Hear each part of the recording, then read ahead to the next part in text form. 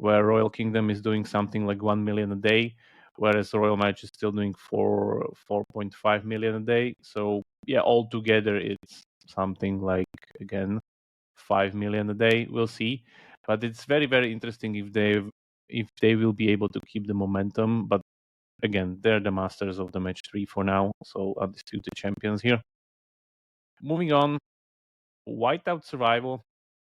This is the biggest challenger for the Rivergame Forex guys. It's 4 a.m. and we're rolling the dice. Matei drops knowledge made of gold and ice. Felix with ads making those coins rise. Jakub designs worlds chasing the sky. We're the 2.5 gamers, the midnight crew. Talking UA adverts and game design too. Matei, Felix, Jakub bringing the insight. We're rocking those vibes till the early daylight. Matei, UA, master eyes on the prize. Tracking data through the cyberspace skies. Felix stacks dollars like a wizard in disguise. Jakub's crafted realms lift us to the highs. 2.5 gamers talking smack. Slow hockey stick, got your back. Ads are beautiful, they light the way. Click it fast, don't delay.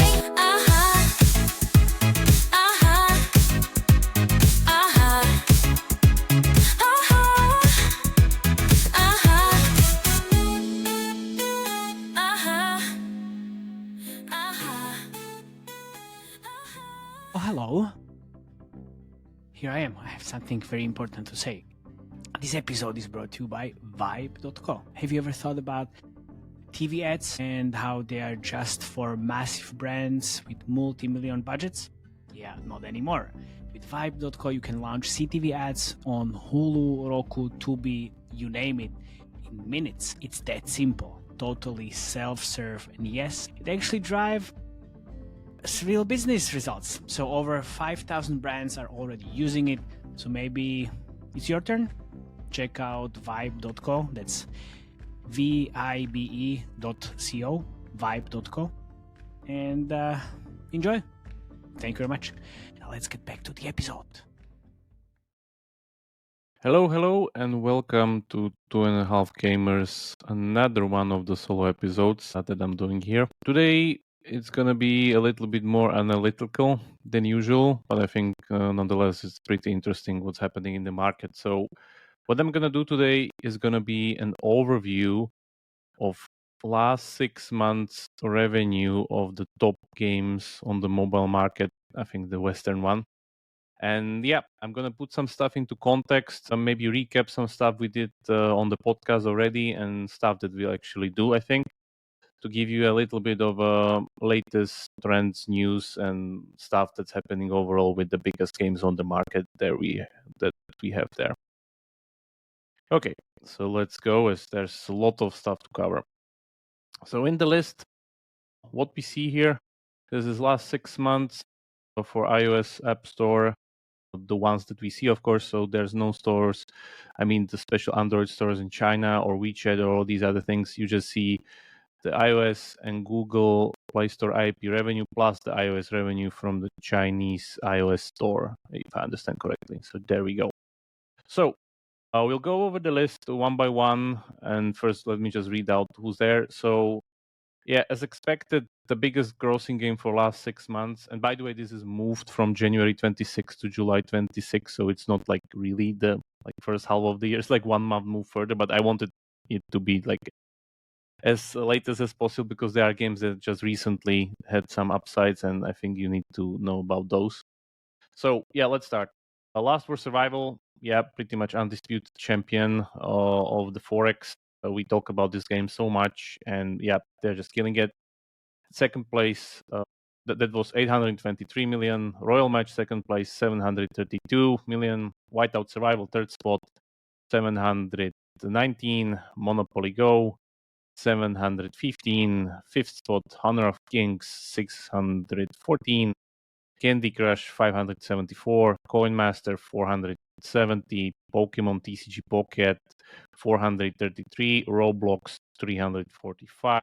And then PUBG, the Chinese version, 333. I can keep on reading the list until 25th game here, but I would rather go them one by one because there are some, like the PUBG one is so there because that's just the Chinese PUBG. We need to add the normal PUBG. Afterwards, it kind of shakes up the list a little bit because this is per app, but we all know that like these these games are pretty much part of the same portfolio or the same game. So we'll need to slice it up a little bit. So let's go one by one.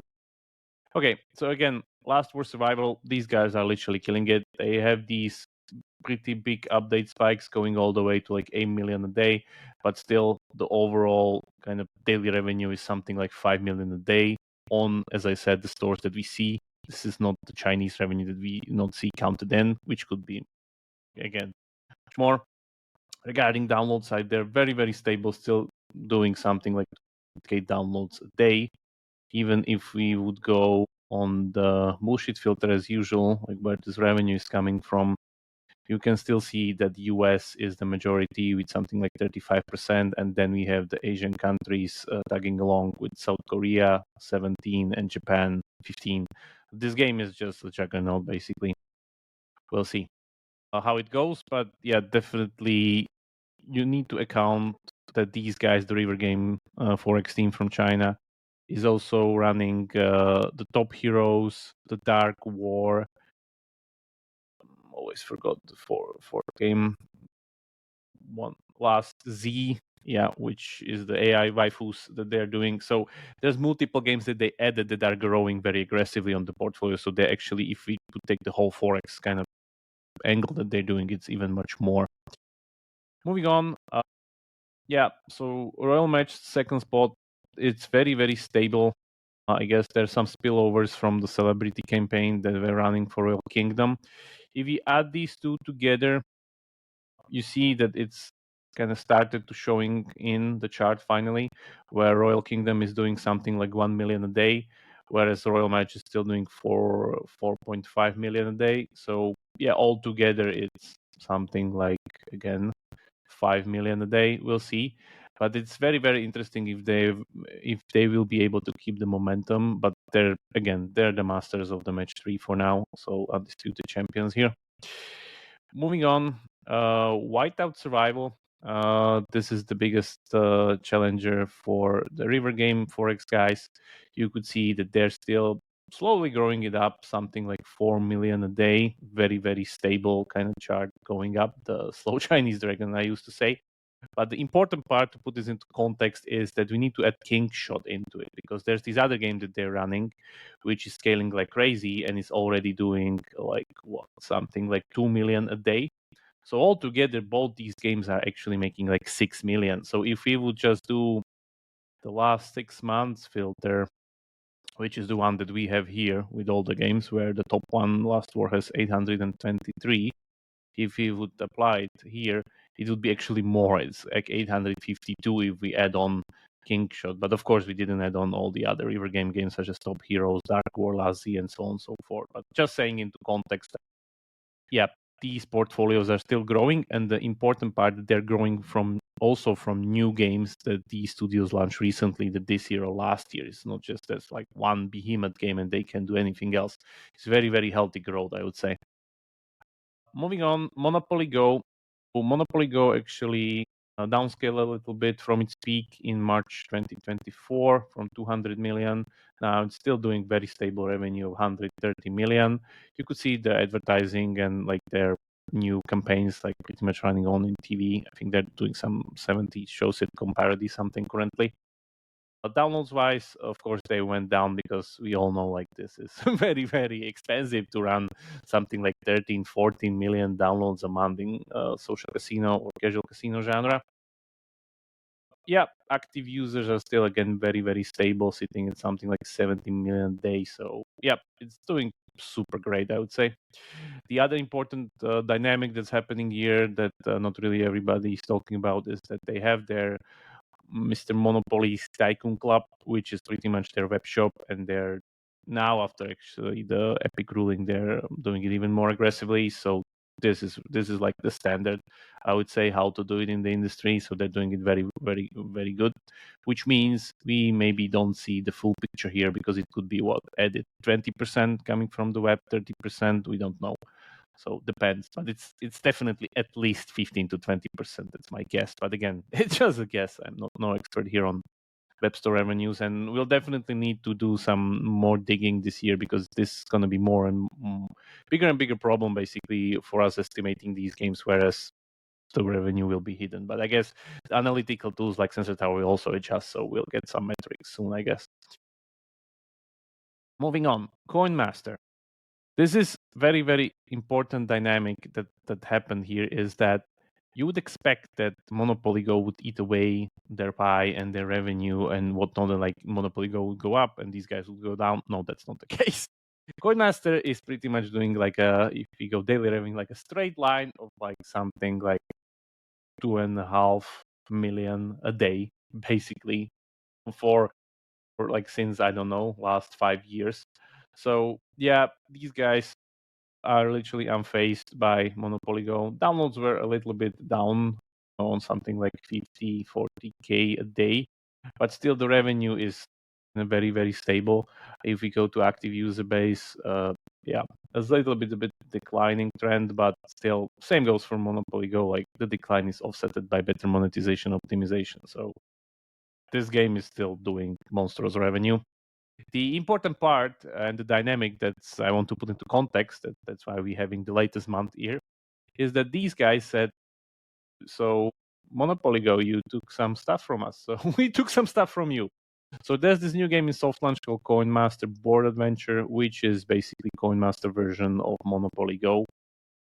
Yeah, I don't really see that much difference from the surface. I guess we cover that game soon once we see some actual dynamics of it. I mean, like scaling phase in the market. But from the surface look of it, it seems like it's literally just a Coin Master version of Monopoly Go or the other one around. Because again, the board seems a little bit shorter just from the looks of it, but all the other stuff that they have here, like such as the album, the PvP dynamic of you destroying other people's houses. They kept their own kind of village setup that they have here. It's not the city, it's these like monuments or whatever. That's like what Coinmaster is doing. Even like this screen, those are pretty much the same. Yeah, the card album is there. So yeah, we'll see. Like it's gonna be very interesting, like how this game is gonna carve out its market share. Yeah, can't wait once we cover it. Moving on, Honor of Kings. Yeah, so this is pretty much the biggest mobile game there is ever. It was the first game that ever grossed over 10 billion on mobile in revenue.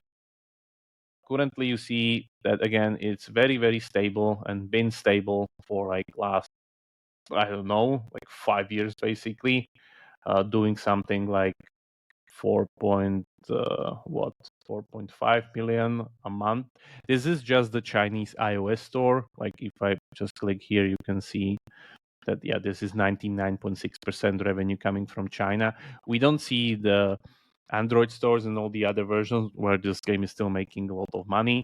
It went through its biggest update and rebranding yet, where it was rebranded Honor of Kings Plus this month, introducing some new characters and like stuff whatnot. Like if you would need to look at the game, it's basically the League of Legends. Yeah, you see how it looks. Tencent owns Riot Games, so everything's in order here. No questions asked.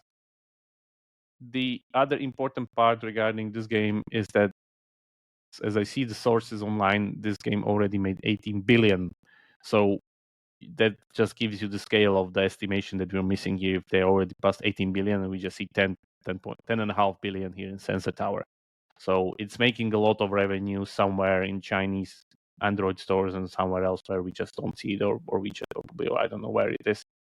But yeah, it's the biggest game on the market, and still, because of the rebrand, as you see here, they don't sleep on their laurels and they just continue kind of pumping up the revenue.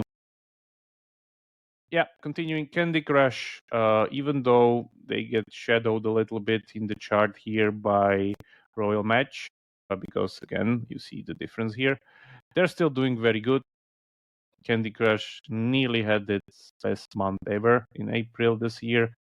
The best month was April in 2 years before, but again, this could be just, sadness multiplier here, because that's what difference of, I don't know, 105 against 112 million. Web store, again, we don't see that revenue, but the trend is something that we see, which means this game is kicking all-time high revenue, so doing perfectly great. you could see and spot and remember that they started really doing the Royal Match creatives with like saving the Yeti, to borrow from Save the King and stuff like that. They're taking notes definitely from a Royal Match and trying to adjust to the marketing trend. Moving on, Pokemon TCG Pocket. I'm still playing this game every single day, which means I'm basically going there opening the 2 packs because this is a gacha simulator, but even the combat and like the fighting, now that we have ranked PvP here, works very well. I'm still able to get the top deck easily without paying anything, so they're still, I would say, very, very generous. They're on their way to do 1 billion in first 12 months, as we had the bet with Phil. Yeah, it was launched somewhere end of October, so my guess is they'll get there because they're doing what, like, stable. Yeah, even though they're on decline here, 79 million, but June was 52 million. Keep in mind that it's very cyclical because of all of these gacha spikes where the new set drops in, and the new set drops in actually this month on 30th, which is See Something Adventure. I don't. The last one was the EV set where you had like all the EV evolutions. He's doing perfectly great, I think. Moving on, Roblox, which was on spot number 9. In the Roblox, I think there's some artifact here in Sensor Tower, or I don't know what happened here, but based on the download curve, it's still like consistently scaling up, now doing more than 1 million downloads a day. Keep in mind, this is not a game, this is a platform which literally companies focused only on making Roblox games are currently occupying, and they're doing all the brands collaboration and trying to compete with Fortnite, with the whole metaverse kind of a play. Yep, this just works pretty well, I guess, for them. Also, let's see, regarding their active users, they're really, really skyrocketing lately into something like 175 or nearly 200 million daily active users. I really don't know what happened here, why it's so high. I guess we need to check that out. But again, there's been many collaborations, many things similar to how Fortnite got in with Lego. These guys are also, again, not sleeping at the wheel, so they're also pushing, as you can see, very, very high. Moving on, then we have PUBG. And as I said, this is just the Chinese PUBG, which is very stable. Then we have the Western version of PUBG, which is again stable. All in all, both two together do something like between 120, 80 million a day based on like these, I guess, spikes, based on the updates, which would put the game, if we would again put it on our chart here, 685 million last 6 months, which would be something behind Monopoly Go on the 5th spot, actually, even more than Honor of Kings on the Western revenue, not the overall revenue. So there we go. Moving on to another spot, Pokemon Go. Doing pretty stable. I guess Scopely acquisition hasn't really materialized into something impactful yet, or I don't know, I haven't seen anything. We'll definitely return to this game once we see some either trend going up or down, I don't know.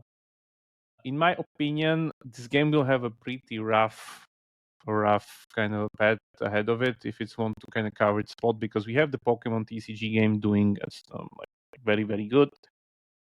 We have another big game called Pokemon Champions, actually.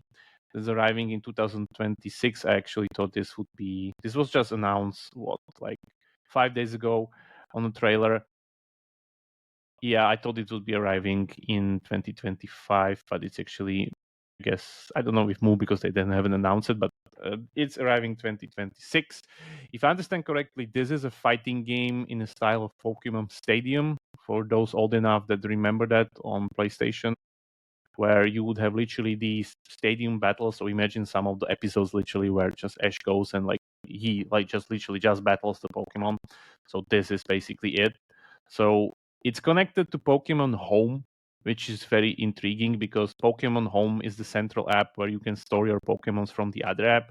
I've seen even some movements where people are kind of being afraid of Scopely super monetizing Pokemon Go, so they would move their Pokemon here into Pokemon Home and then just migrate here into Pokemon Champions, or I don't know. I will see. It's gonna be super, super interesting dynamic because next year, when the dust settles at the start and this comes out, yeah, I'm really looking forward, like how Scopely will battle their justification for the acquisition, basically, because there's much more different environment now that we have other major Pokemon games, and I mean major ones doing billions, competing with each other, because this is definitely not something like Pokemon Unite, the MOBA, which isn't like even in the chart. But this looks great. Like, I'm really looking forward to it. Yeah, we don't have a specific date, but yeah, iOS, Android, and Nintendo Switch 2026. So yeah, can't wait. Garena Free Fire, yeah, this game just announced, or let's say celebrated its 8th anniversary. This is doing amazingly well still, doing something like 50 million a month. Even though you could say that it's based on its daily user count, which is like 242 million. Sorry, that was monthly.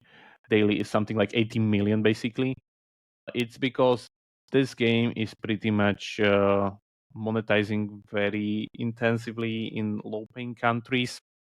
You see the biggest sources: India, then Brazil, Indonesia, Vietnam, Mexico.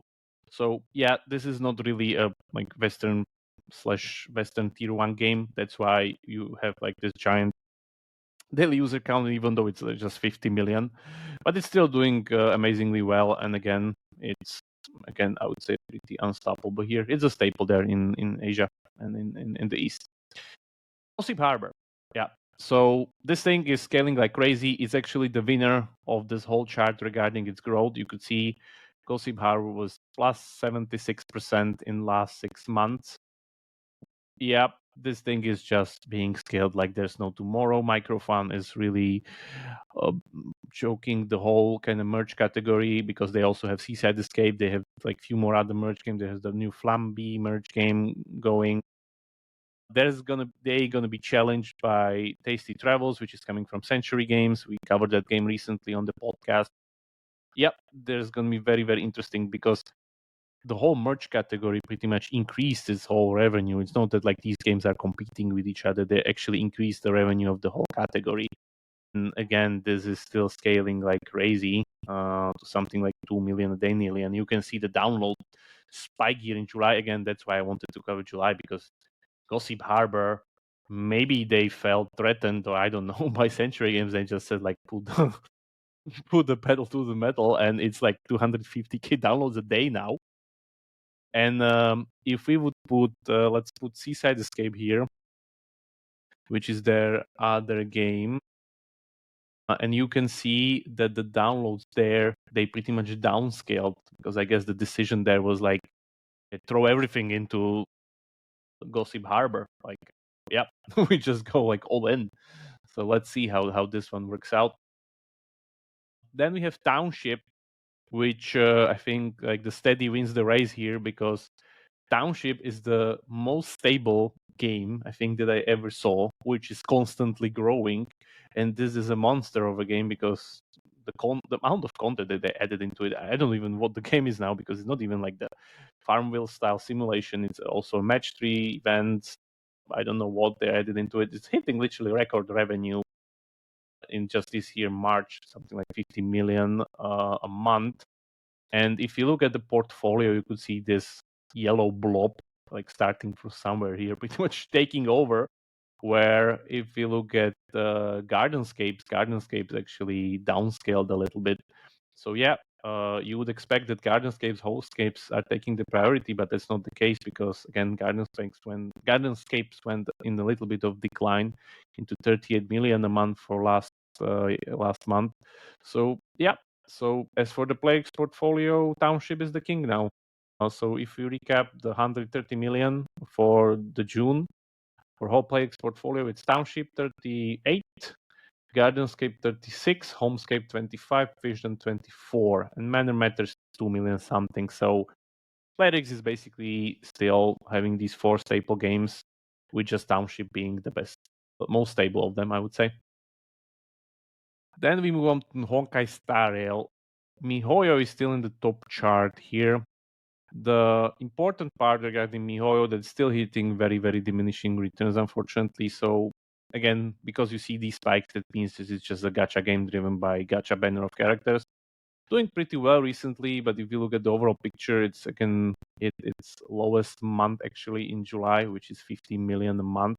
But again, this depends on like when in the month the gacha goes, because like the month before, like here April is 60 million, so it's again very spiky. You can really say. Maybe if we put it by quarter, again you can see a little bit more stable curve here, but it's in decline. Like I want kind of put the lipstick on the pig here. The problem is this, again, spiky revenue if we put it on quarters. So MiHoYo hit its all-time peak in Q2 2023, and unfortunately it's been just going down from something like 500 million a quarter to 250 million a quarter. Again, these games are on PC, I think even other stores, so we don't really see the full revenue, but again, mobile trend is usually pretty kind of, obvious what's happening here. I hope the guys really make a new game, and I mean really new game, not just new core gameplay on their tech-on progression, which they're reusing these last 3 games, because you see how like Zenless Zone Zero actually went over Honkai recently, but again, it really depends on like which game is just running its newest gacha. You can really compare between the two.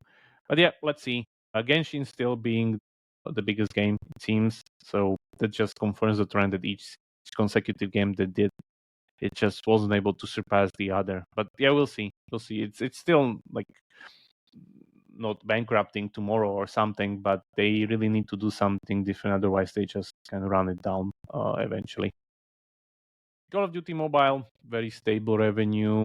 That was 11th spot on the chart with 222 million for last 6 months. Where we go? Sorry, here we are. Yeah, doing something like 33 million a month. Very, very stable. Then we have Brawl Stars, which actually have fallen from grace a little bit. So we'll now go to the Supercell segment. So Brawl Stars itself is in decline. It went into that peak during May 2024 last year with like 90 million a month, which was monstrous for a game that's been like 6 years old. And then it's just declining down, unfortunately. Downloads wise, if you look at it, pretty much the same kind of a thing, I would say. But the revenue part, again, it's important that I don't know where this goes. Still, if you look at the baseline is just much higher than it was before. It's something like 600 a day with these spikes, whereas before it was like 300, so double the baseline as it was before the whole update ran in August 2023, or Christmas 2023. Yeah, we'll see. I don't think so. This will kind of return back to this height because of the economy rebalance. Like, remember, one of the things they did there was that they stopped giving players the ability to purchase the battle pass for hard currency. So now you need to pay, which again shows itself. So that's there. Yeah, we'll see. Again, I'm a little bit skeptical about Supercell current pipeline and what they're doing, like with all the games such as Rise, Moko, and Squad Busters. I guess their whole setup still seems to me a little bit of like 5 years ago. Whereas, like, if you look at all the giants there, which are playing the heavy UA game, yeah, it's different. And Supercell still kind of stubbornly goes with their like known and tried and tested UA, which is basically their army of influencers on YouTube and everywhere, which is great. It works. The question is how it will work further. But yeah, let's see. Like, they're not having a bad time, really. It's just that they, again, similar to MiHoYo, they need to figure out what to do next in order to break this chain of, like, I would say a little bit of misfortune lately. Then we have Clash of Clans. This is the other story. I would say Clash of Clans being super stable. Just remember when I covered, they have some collaborations and stuff, doing just still constantly something like 35, 40 million revenue a month. Again, web stores are in play here. Supercell has their own web store, had that before. So again, we don't see everything, but this is in very, very stable spot.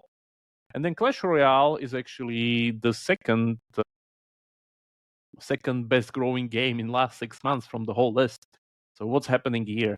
Clash Royale, even though you see has again fallen out of grace from its launch in 2016, then there were some rebalances, stuff like that, yada yada yada.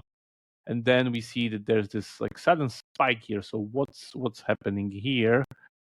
So what's actually happened is that they added, I guess it's not just this thing, but one thing that they added was there's merge tactics now in Clash Royale, which basically means they added a Clash Mini.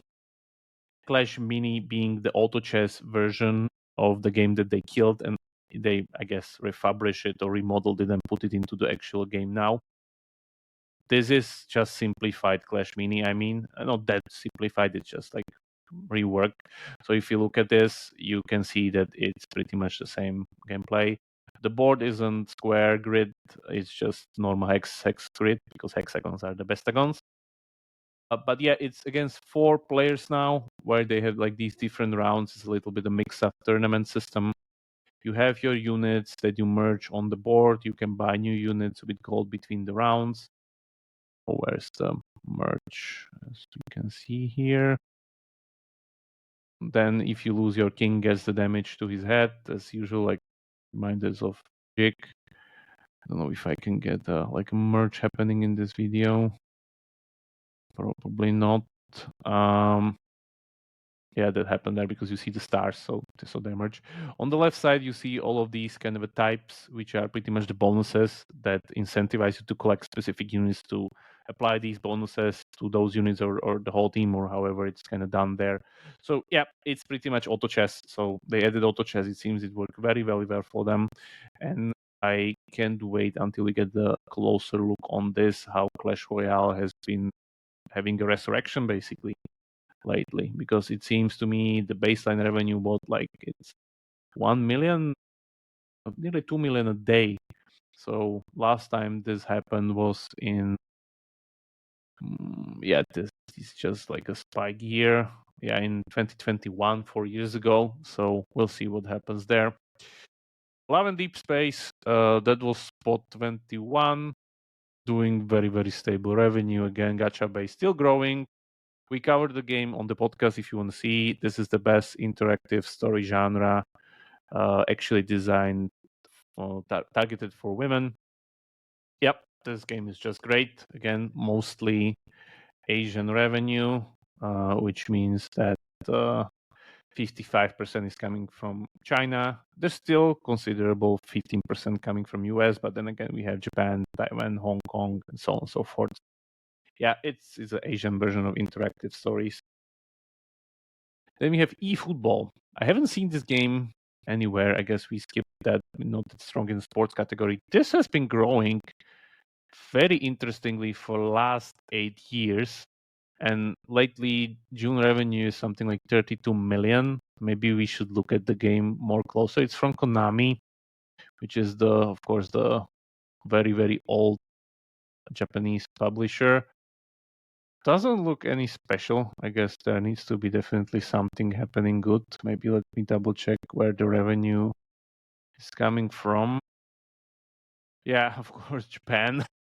Japan 45%, China 14%, and Thailand, Malaysia. US is just 4%, but again, US is not strong in football. US have their own version of American football. I mean, like soccer. And then South Korea. Yeah, this does seem that like the main soccer or football countries in the Europe are interested in this. This is just the Asian population spending here. Maybe we should look at it, but again, heavily 45% Japanese revenue. Then we have Toon Blast. Yeah, peak has been on a very good ride recently with like the scaling of Match Factory. Toon Blast, their biggest game, also haven't been left behind. You see how it pretty much scaled up back to something, or I think it's like all-time high. Yes, it's at its all-time high of 30 million a month, which is great because again, Toon Blast, an 8-year-old game. If you look at downloads, yeah, very, very stable. So they're doing something very, very well. Again, they're big competition locally with Dream Games. And then last one on the list, the 25th game is NCSoft Lineage. 3, if I read that right, but I guess it will be just in Korean or no. Lineage. Yeah, sorry, Lineage. Yeah, Lineage, local brand in South Korea. I grew up playing Lineage 2. It's just as it is. And as you see here, it's 86% revenue from South Korea. Then we have Taiwan, Japan, and like no US countries or no Western countries. Yeah, this is the home brand. This is pretty much like South Korean version of World of Warcraft. I would say a little bit more brutal, not a little bit, a lot more brutal with all these mechanics, but it's just a staple there. This whole IP just won't go away ever because there are multiple Lineage games in top charts in South Korea, like Lineage 2, Lineage 1, Lineage 3. Yeah, people are just crazy about this game. But again, June's revenue is 36 million, so doing pretty well. That was the list. Thank you very much for listening. I guess we'll look a little bit more on some of these games, especially when we have some more intel from China, as we'll be going as basically we are in China by the time you're hearing this. So feel free to hit us up there because we definitely want to estimate some more numbers here. One kicker game that I haven't covered here, which I think should be definitely in this list, but it's not there. It's Dungeon and Fighter, which was released in China and did like I think like the last number I heard was like something like 700 million or 500 million a month there, which is again very old Asian IP. A web game basically. It finally kicked itself to do a mobile release, and it did just amazingly well. I hope they finally release it to the West so we can analyze it. But yeah, that game would be something probably top 10, I would guess, in the last 6 months. Again, I don't know. Need to ask friends in China how that is doing there then well. But yeah, don't forget about that game because we will heard. I think this is not the last time we heard about this game. Anyway, have a nice day. See you around. Join us in the Slack channel. If you have any other questions or any requests, or you want a different format or suggest a setup that we should run regarding these, let us know. We're looking for that. See you next time. Ciao.